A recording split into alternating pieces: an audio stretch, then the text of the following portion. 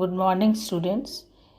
In our previous class, we discussed about the first chapter of geography, the Earth in the Solar System, Part 1, in which we discussed celestial bodies, star, constellation, and pole star. Today, we are going to discuss the second part of this chapter, which is the solar system. यह solar system कैसे बना है?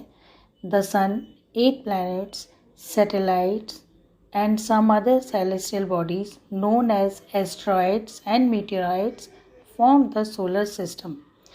We often call it as it is solar family and with the sun as its head.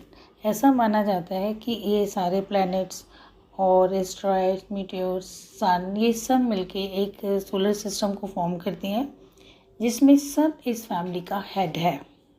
क्या आप जानते हैं Sol in Roman mythology is the sun god. Solar means related to the sun. The family of the sun is therefore called the solar system. The sun is known as the head of the family because it is in the center of the solar system. It provides a pulling force that binds the solar system. आपने देखा होगा कि सभी जितने भी planets हैं, जितने भी मीटर्स हैं, एस्ट्रॉइड्स हैं, सब सन के ही चारों तरफ चक्कर लगाते हैं कि it provides a pulling force. ये एक पुलिंग फोर्स प्रोवाइड करता है सबको बाइंड करने के लिए. The sun is the ultimate source of heat and light for the solar system. जितनी भी planets हैं, जितनी भी सोलर सिस्टम में जितनी भी सेलेस्टियल बॉडीज़ हैं, उन सब को केवल जो सन है वही लाइट और हीट प्रोवाइड करता है. It is huge and made up of extremely hot gases. इतनी एक्सट्रीमली हॉट गैसेस से बना हुआ है, बहुत बड़ा भी है, लेकिन फिर भी हम इसकी इतनी हीट को महसूस क्यों नहीं कर पाते हैं? क्योंकि ये है तो हमारे सबसे पास स्टार, जितने भी स्टार्स हैं उनमें सबसे पास है, लेकिन इसका डिस्टेंस फिर भी अर्थ से इतनी दूर है कि उसकी एक्चुअल हीट हमें महसूस नहीं होती है. The sun is about 150 million kilometre away from the earth. Solar system में अब हम प्लैनेट्स के बारे में पढ़ेंगे.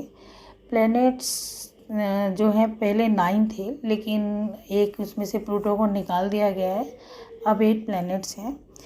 There are 8 planets in our solar system and in order of their distance from the sun. Sun से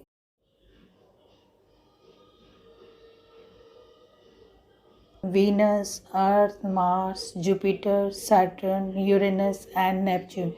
सन से जो जितनी दूर है ये इसी ऑर्डर में हैं.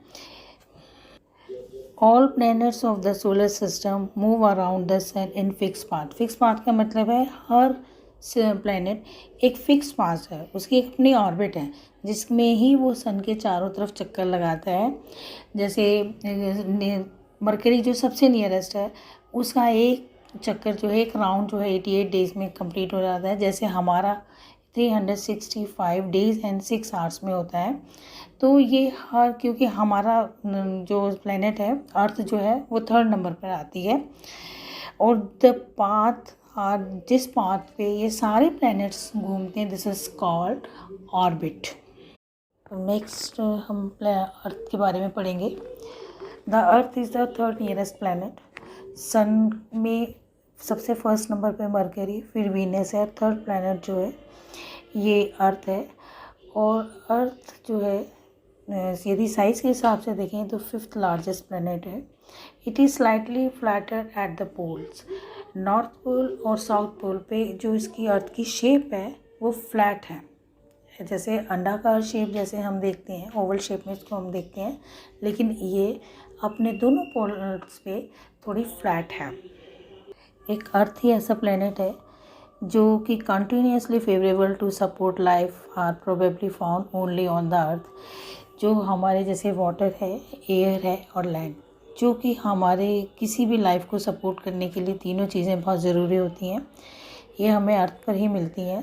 The earth is neither too hot not too cold. It has water and air which are very essential for our survival. The air has life supporting gases like oxygen.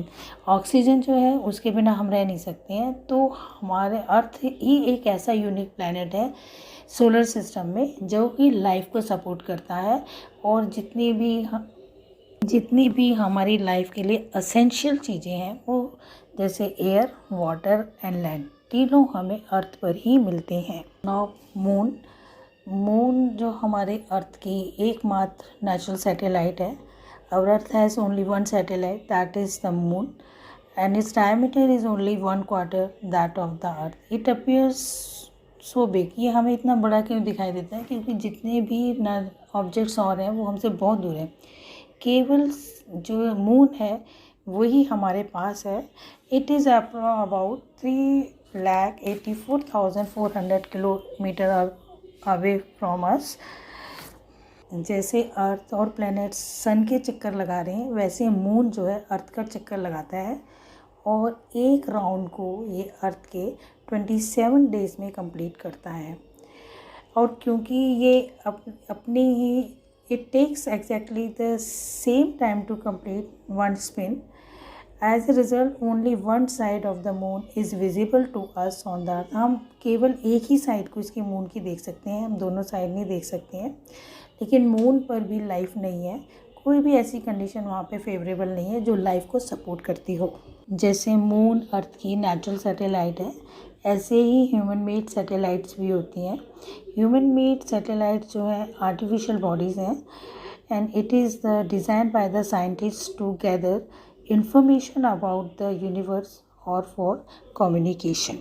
Asteroids, apart from the stars, planets and satellites, there are numerous tiny bodies which also move around the sun. These bodies are called asteroids.